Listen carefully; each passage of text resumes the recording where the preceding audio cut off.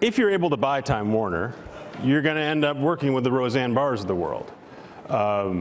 Talent that is talented and popular and may make you a lot of money and may cause all kinds of headaches for you in a way that you haven't had to deal with as the guy running the phone company. When you first proposed this deal, what, a year and a half ago? Yes, it's been about 18 months. So I'm sure you've had many thoughts about the deal post-announcement, but how are you thinking about dealing with a talent business like this, where these people are going to cause you both enormous profit and potential real headaches? This is the issue you probably spend more mental cycles and intellectual cycles on than anything else. And actually it goes both ways, but how do you protect a creative culture? And a creative culture that may or may not be flattering to, the parent company or people on the other side of the equation that are part of the same ownership structure. And I think it's going to require a very disciplined managerial approach. And it's going to be, I've spent a lot of time with Jeff Bewkes, and he spent a lot of time kind of counseling me and educating me on this, and I take it to heart. And that is, look, you're going to have to let these people go. I mean, you'll have some guardrails, but those guardrails are pretty wide. When you say let them go, you mean fire them or let them do what they want?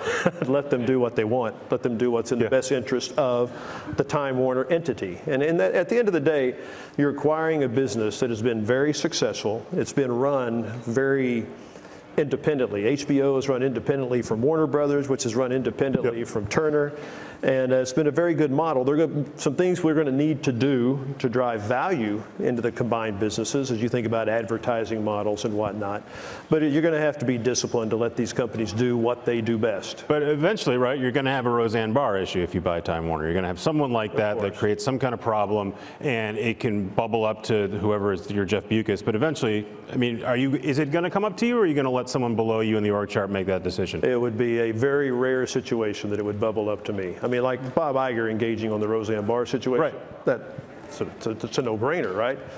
He dealt with that, and he dealt with it very quickly, and you have to admire how he did it. But those are the kind of things that you could see escalating. Although one must question if that needs to even go to a CEO of a Disney, to effectuate that decision. Would you have fired Roseanne Barr? I can't imagine how you would not. Thank you for that direct response to that question. That's nice. We like that. Let's talk about the deal that you want to get done. You proposed this fall of 2016. A lot of people thought it was going to be automatic. Since you've announced that deal, we've seen lots of moving around in the media landscape, lots of potential deals.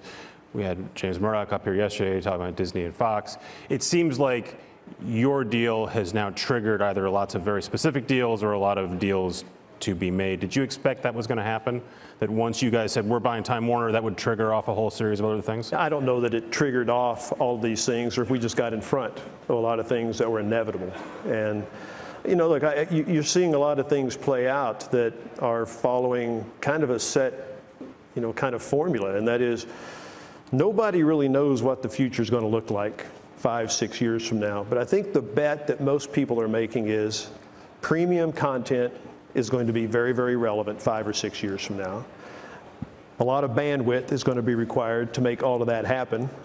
And there are going to be new kind of business models surrounding this, particularly as it relates to ad-driven type business models. And so this whole vertical integration of distribution all the way through the production of media and distribution and monetization of media, everybody's headed down the same path. And I would tell you, I even believe the T-Mobile Sprint deal is following the same path. I mean, people are recognizing this is going to require an amazing amount of bandwidth to pump all of this content and media to mobile devices. Sprint and T-Mobile are saying, can we invest at a pace fast enough to stay up with this? And so I think all of this, Vodafone, Liberty, Global in the UK, and Comcast, what they're trying to do with Sky, I think all of this is following that same pattern. Hey there, thanks for checking out CNBC on YouTube. Be sure to subscribe to stay up to date on all of the day's biggest stories. You can also click on any of the videos around me to watch the latest from CNBC. Thanks for watching.